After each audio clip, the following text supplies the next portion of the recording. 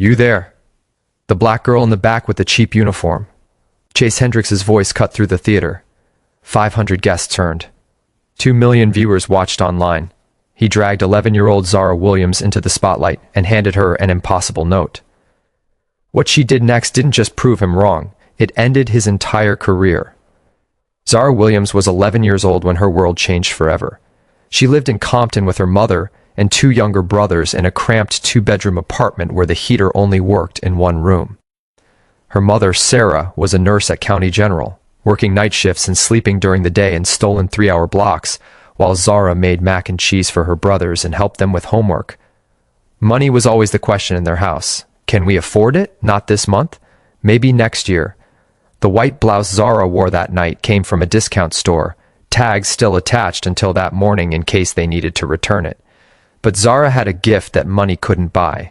She'd been singing since she was 5, standing in the second row of the New Hope Baptist Church choir every Sunday.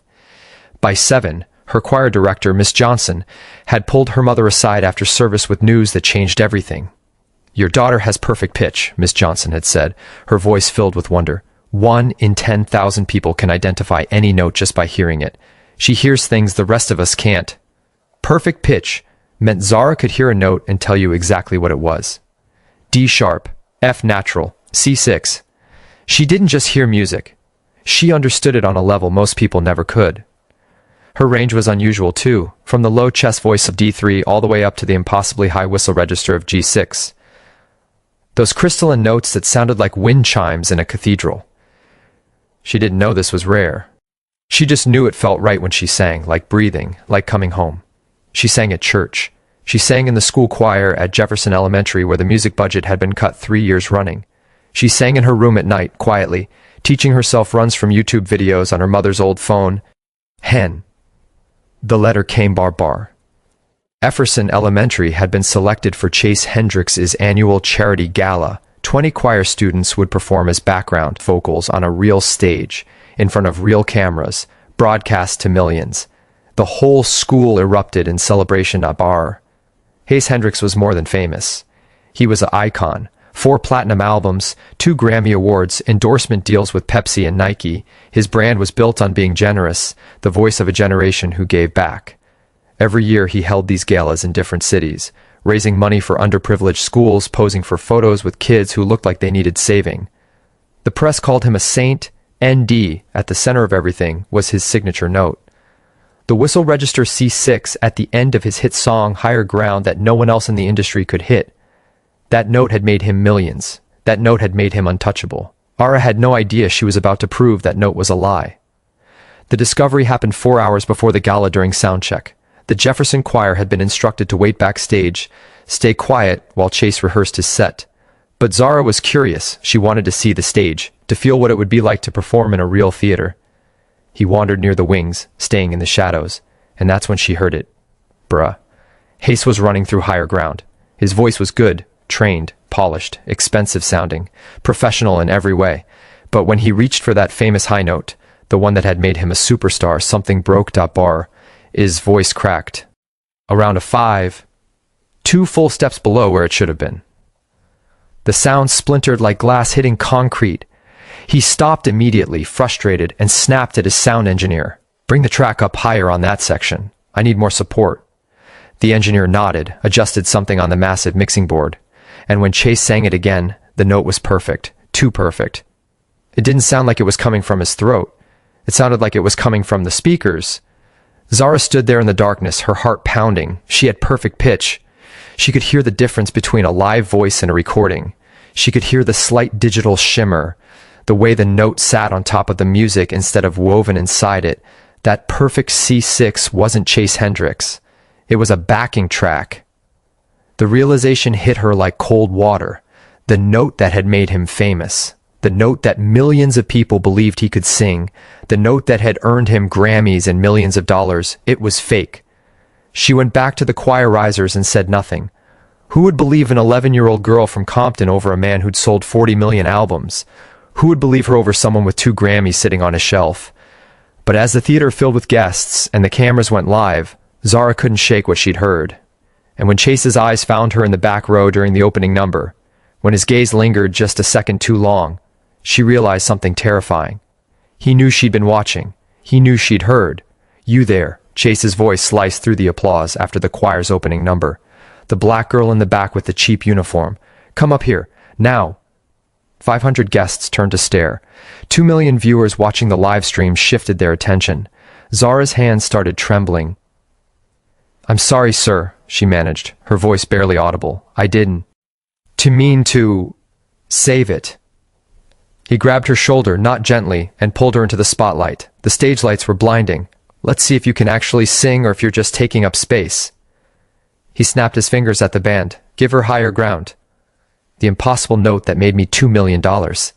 He leaned close, his microphone off but hers still on, catching every word. "Fail quietly, kid." The audience held its breath. This was supposed to be entertainment. A powerful man giving an opportunity to a poor child. Good television, great optics. But Zara's heart was pounding for a different reason. This wasn't about giving her a chance. This was about making sure no one would ever believe her if she told what she'd heard at soundcheck. This was about humiliation, about reminding her of her place. The band started playing the opening chords of Higher Ground. Zara's mouth went dry. "I don't think I can," she started. "Sure you can, sweetheart."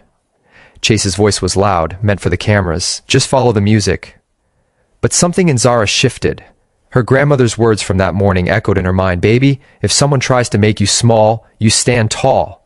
She looked at Chase, at his confident smile, at the way he thought he'd already won, and she made a decision that would change everything. "Mr. Hendricks." Her voice was small but carried through the microphone. His smile tightened. "Yes?" "Can you turn off the backing track, please?" The theater went completely silent. Chase blinked. "What? The backing track? Can you turn it off? I want to sing it for real." Confused murmurs rippled through the audience. Chase's smile froze on his face, no longer reaching his eyes. "The backing track is part of the arrangement, sweetheart. But you sang it without the track at soundcheck," Zara said, her heart hammering so hard she thought everyone could hear it. "You sang it alone." The murmurs grew louder. Chase's jaw tightened. Soundcheck is different from performance. "Then can you sing it first?" Zara's voice was getting stronger now, fueled by something she didn't fully understand yet. Something that felt like truth demanding to be heard. "Show me how, without the track." The question hung in the air like a held breath. Chase stared at her. The audience stared. The camera zoomed in, capturing every micro-expression on his face. 3 seconds of silence felt like 3 hours. Then Chase laughed, sharp and harsh. "You want me to audition for you?" "No, sir."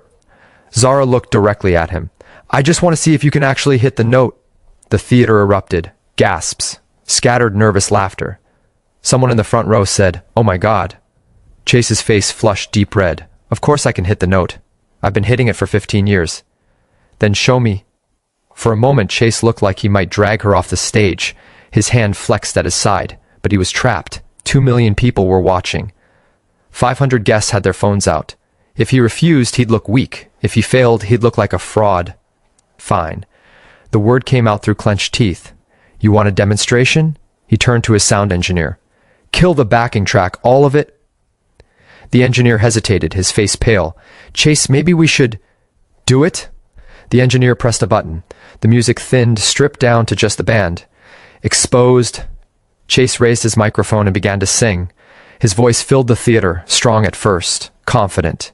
He moved through the verse with ease, his years of expensive training evident in every controlled breath, every smooth transition. The audience relaxed slightly. Maybe this was just a misunderstanding. Maybe the kid was wrong. Then he reached the bridge. The melody climbed. E4, G4, B4, Chase's Vo. Ice followed, still solid, still controlled. But as the notes pushed higher, something changed. His neck tensed. His shoulders rose, betraying strain. D5, E5, a 5, and then he reached for the C6. His voice cracked. It broke somewhere around, a sharp, a full step and a half below the target, the sound splintering like breaking glass hitting concrete. He stopped abruptly, coughed, tried to cover it with a laugh. "Sorry, folks, dry throat." His smile didn't reach his eyes. "That's why we use the track, to protect the voice during long shows." But Zara had heard enough, and so had everyone else. "You didn't hit it," she said quietly into her microphone. Chase turned to her, his smile now a thin, dangerous line. "I told you my voice is tired. But on your album, you hit that note 27 times, Zara said, her voice growing stronger, fueled by truth that demanded to be spoken. I counted. And in every live video online, you hit it perfectly. Every single time. The audience shifted. Phones came out, people started looking at each other, realization dawning. What are you trying to say? Chase's voice had an edge now, the smooth veneer cracking. I have perfect pitch, Zara said. I can hear frequencies. The note on your album is 1046.5 hertz. That's C6. But what you just sang was 932 hertz. That's A sharp 5. Someone in the audience whispered loud enough to be heard. Is she right? Chase's face went from red to white. Listen, little girl. And the voice on the album, Zara continued, her words tumbling out now, unstoppable. It doesn't sound like you. It's a woman's voice. I looked up your album credits last night. It says Sophia Mitchell additional vocals. But it's not additional. It's the whole note. It's her voice, not yours. The theater exploded in whispers, gasps, shocked exclamations. Chase stepped toward her, no longer smiling at all. You need to stop King. Right now. Why? Zara asked. And for the first time since she'd been dragged onto that stage, she felt something other than fear. She felt powerful. Because I'm telling the truth? Because you're 11 years old and you don't know what you're talking about. I know what I heard at sound check. I know what I'm hearing now. Zara looked out at the audience, at the cameras, at the 2 million people watching. That note isn't yours. You've been lip-syncing it for 15 years. Chase's hand shot out and grabbed her arm.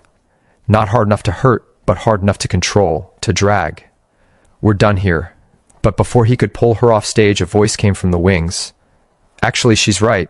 Everyone turned. Chase's sound engineer stepped into the light, his face pale but his jaw set with determination. He looked at Chase, then at the cameras, then back at Chase. I've been your engineer for 5 years, Chase. Every single show I've played that backing track. You've never sung that note live. Not once. The theater went completely silent. You could have heard a pin drop. Chase's grip on Zara's arm loosened. He stared at his engineer like the man had just stabbed him in the back. You're fired, Chase whispered. I know, the engineer said. But she's 11 years old, and she's braver than I've been for 5 years. The silence in the theater was absolute. 500 people held their breath.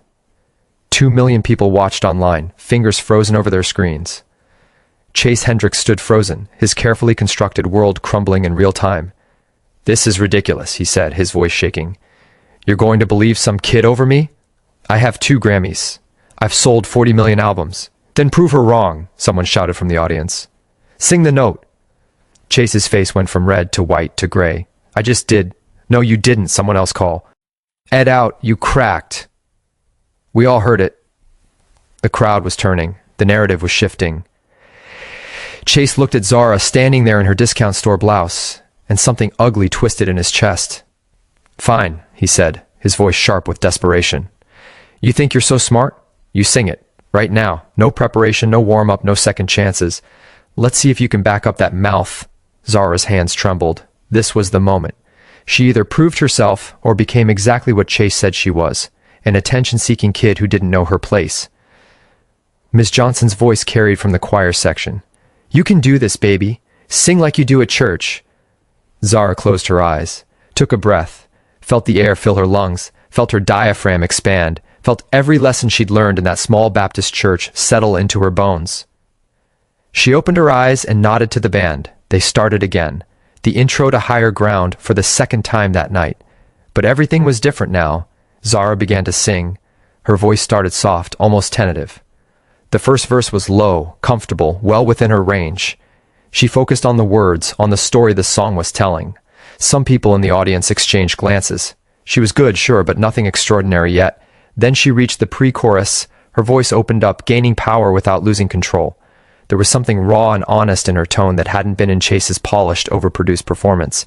She wasn't performing. She was testifying. The verse climbed higher, D5, E5, F5. Her voice followed effortlessly, each note pure and clear like crystal bells. No strain visible in her face, no tension in her shoulders. Chase shifted his weight. His jaw tightened. The bridge approached. This was where he'd failed. Zara didn't hesitate. She shifted registers smoothly, moving from chest voice to head voice without a single break, without a single crack. G5, a 5, B5. The audience sat up straighter, leaning forward. And then she reached for the C6. It came out clean. No crack, no strain, no studio trick. Just a pure sustained whistle register note that rang through the Orpheum Theater like a church bell on Sunday morning. She held it. 4 seconds. 5. 6. The sound was crystalline. Perfect. Impossible. Someone in the front row gasped audibly. But Zara wasn't done. She took the note higher. D6, E6, F6. Into territory that Chase's backing track had never even attempted. Into ranges that most professional singers never touched in their entire careers. Her face was calm, almost serene, as she explored the upper reaches of her range with the confidence of someone who lived there her whole life. Then she brought it back down. F6 to C6 to a 5 to F5. Each transition seamless, each note a small miracle of control and power.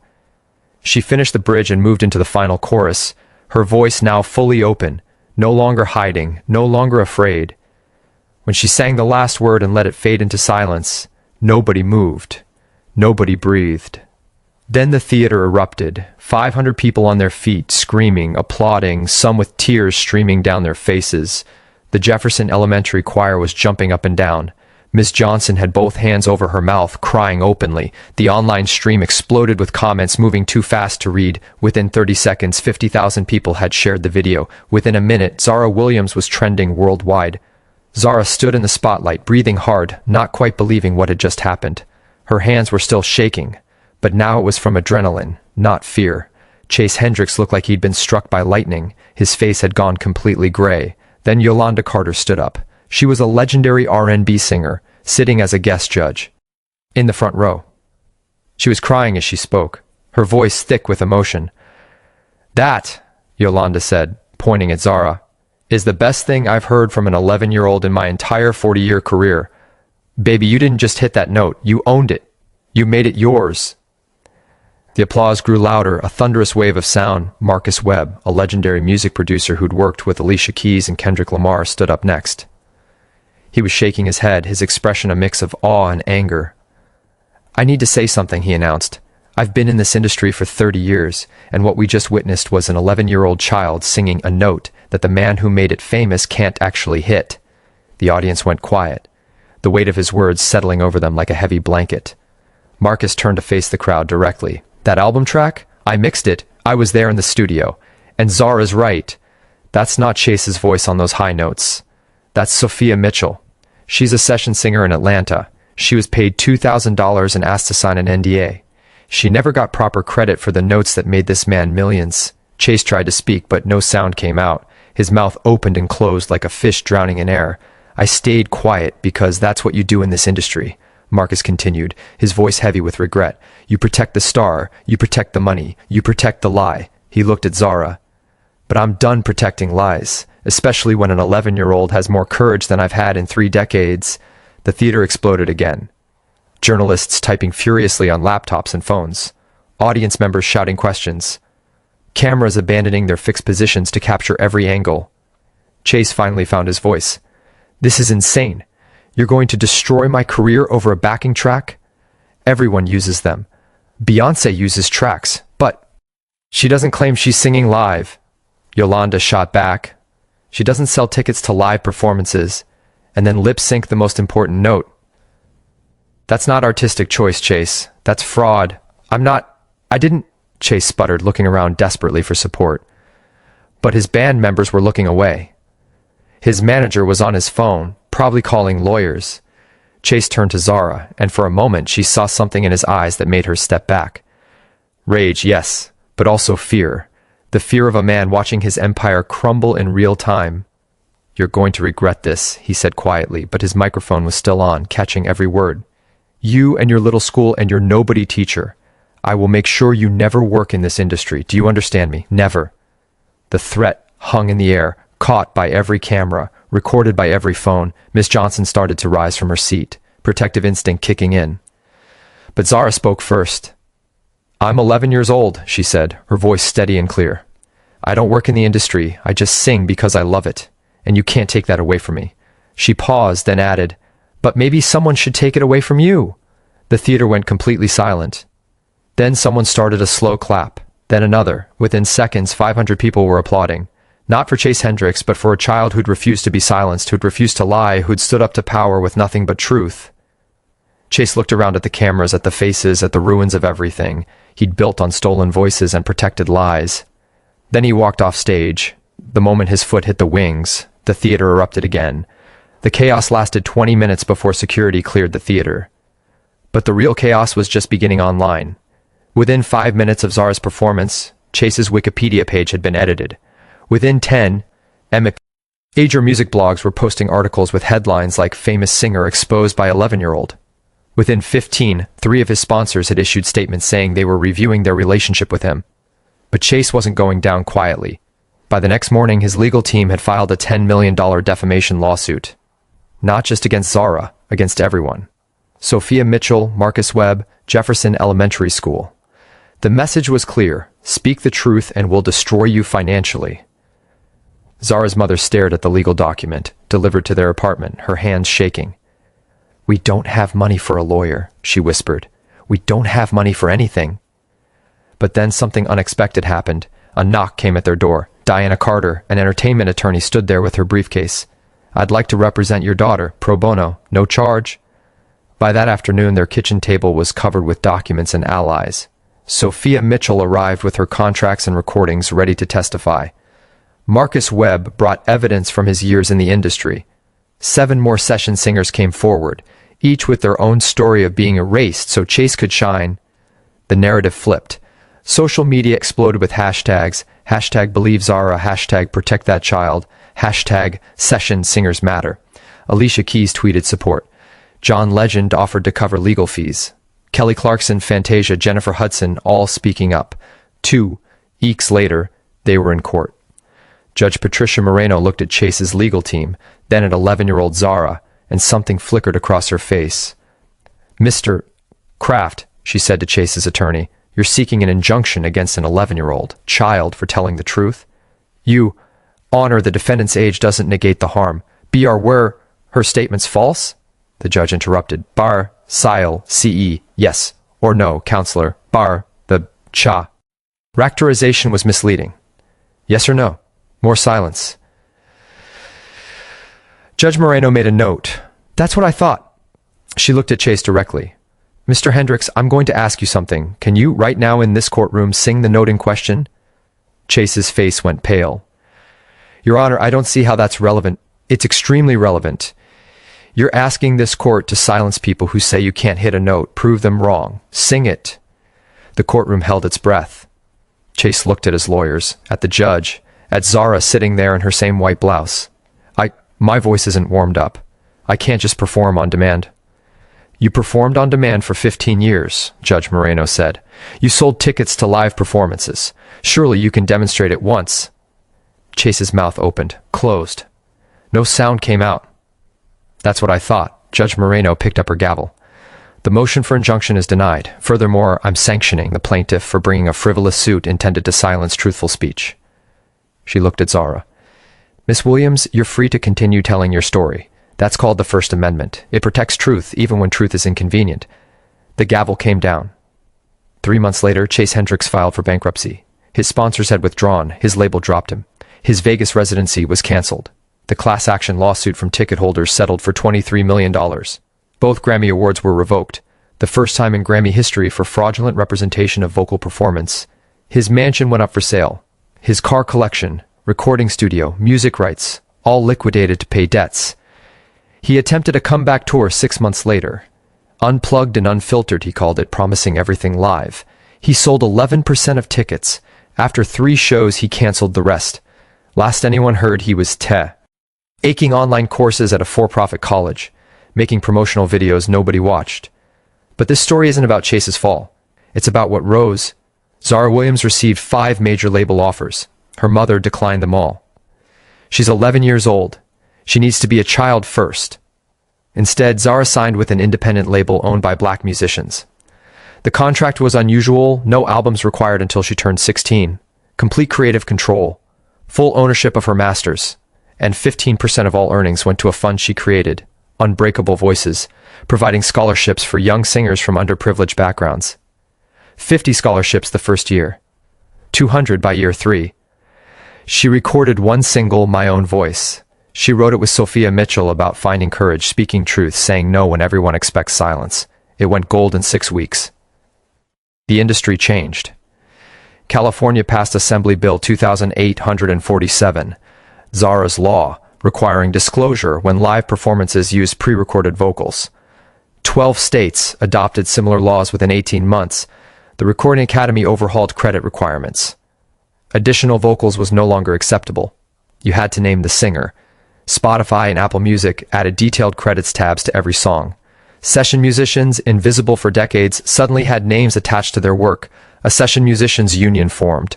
2,000 members in the first year, negotiating minimum standards, proper credit, royalty participation, legal protection. 47 artists voluntarily updated their liner notes, acknowledging previously uncredited session singers. Transparency became the new currency in an industry that had thrived on secrets. Sophia Mitchell's career exploded. After 15 years in the shadows, suddenly she was on magazine covers. She released her own album. She won a Grammy, for real, under her name. In her acceptance speech, she thanked Zara. I was too afraid to speak for 15 years. This 11-year-old showed me what courage looks like. Marcus Webb started a production company dedicated to properly crediting new talent. I'm done protecting frauds, he said in interviews. I'm protecting the truth now. Jefferson Elementary's music program became the best funded in the district. $800,000 from crowdfunding. 2 new teachers. Instruments for everyone. Scholarships named after Miss Johnson. 1 year after the gala, Zara performed at the Grammy Awards. She was 12 now, still in regular school, still sharing a bedroom with her brothers, still singing in church on Sundays. She stood on that massive stage in a simple dress with no elaborate production, just her voice and a piano played by Sophia Mitchell. She sang My Own Voice when she hit the final note, a sustained C6 that rang clear through the Staples Center. 18,000 people rose to their feet. Not because it was impossible, because it was honest. Remember when Chase pointed at a small black girl in a cheap uniform, expecting her to crumble? He thought he was teaching her about knowing her place. He didn't know she was about to teach the world about truth. Sometimes courage sounds like a 12-year-old saying no when everyone expects silence.